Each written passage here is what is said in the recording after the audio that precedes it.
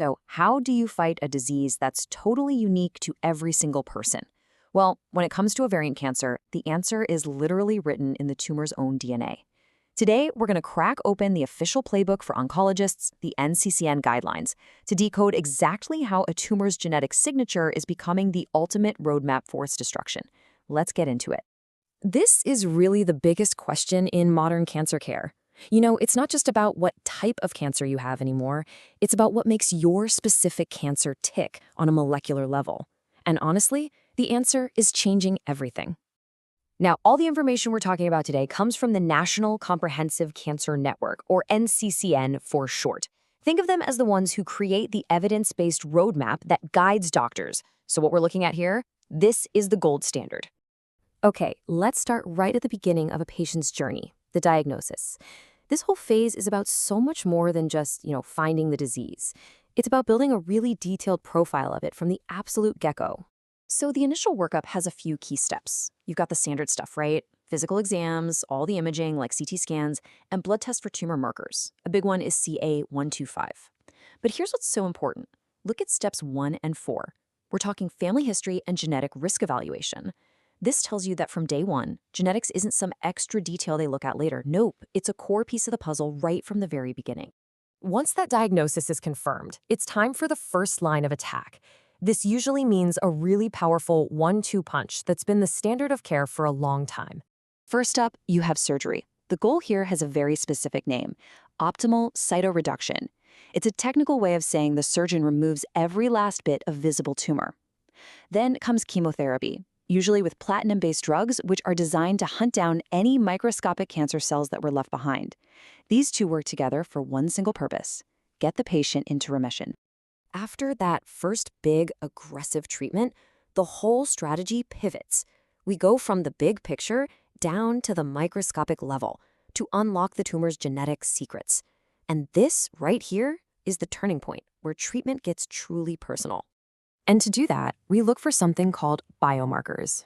A biomarker is basically a biological signpost. It could be a protein, a specific gene, or, and this is crucial for us, a gene mutation. It gives doctors vital intel about the nature of the cancer they're up against. Now, to find these biomarkers, doctors use 2 different kinds of tests. There's germline testing, which looks for inherited mutations you were born with. This is usually done with a simple blood sample. At the same time, there's somatic testing, which analyzes the tumor tissue itself to find mutations the cancer picked up as it grew. You really need both to get the full picture. One of the most famous and important biomarkers in ovarian cancer involves the BRCA1 and BRCA2 genes. Now, in a healthy person, these are tumor suppressor genes. You can think of them as the body's expert DNA repair crew. But when they have a harmful mutation, that whole repair system breaks down, and that can allow cancer to take hold. A broken BRCA gene is a major cause of a bigger condition called homologous recombination deficiency, or HRD.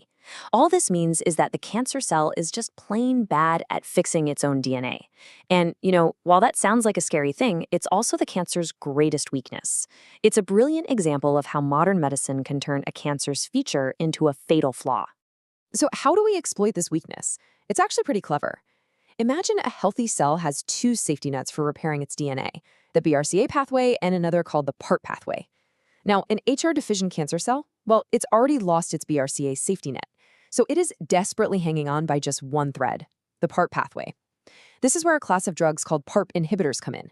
They show up and snip. They cut that very last lifeline. The cancer cell with no way left to repair itself just self-destructs. And the best part? It's a targeted attack. Your healthy cells, which still have both safety nets, are left unharmed. And that, my friends, brings us to the payoff. All of that super sophisticated genetic testing leads right to the next phase of treatment, which is called maintenance therapy. This is where we match the right drug to the right genetic profile. So, and this is the main point, this testing isn't just for gathering information. It is an actionable decision-making tool. The results from the germline and somatic tests literally decide which therapies a patient can even get. All right, let's look at this NCCN table to see how it all comes together. It makes it incredibly clear. So, if testing shows a BRCA1 or 2 mutation, boom, the guidelines recommend a PARP inhibitor like olaparib, niraparib, or rucaparib. Now look at that second row. This is so important. Even if you don't have a BRCA mutation, if the tumor is still found to be HR deficient, the patient is still a candidate for these same drugs. That's huge. But if the tumor is HR proficient, meaning its repair systems are working fine, the recommendation changes completely. This is personalized medicine in action. And the NCCN guidelines spell it right out for us. This quote confirms that even without that BRCA mutation, testing for HRD is critical because it tells doctors who is likely to benefit from PARP inhibitors. It has opened the door for this powerful treatment to a much, much wider group of patients. So, what we've just walked through is nothing short of a fundamental shift in how we treat cancer. It's truly the end of the one-size-fits-all approach and the beginning of genetically driven, personalized medicine. Okay, let's wrap up with the key takeaways. First off, the old way of one-size-fits-all treatment is over. Second, genetic testing for BRCA and HRD status is now an absolutely essential part of the process. Third, this testing is what unlocks these powerful targeted therapies like PARP inhibitors. And maybe the most important takeaway of all is this: a tumor's unique genetic blueprint is now the map that guides the entire treatment journey. And that leaves us with a really fascinating question for the future, doesn't it? We've seen how just a couple of biomarkers can completely revolutionize treatment for one kind of cancer. So as our ability to map the entire genome of every single tumor gets faster and cheaper, what other vulnerabilities are we going to find next? What will the future of truly personalized medicine even look like?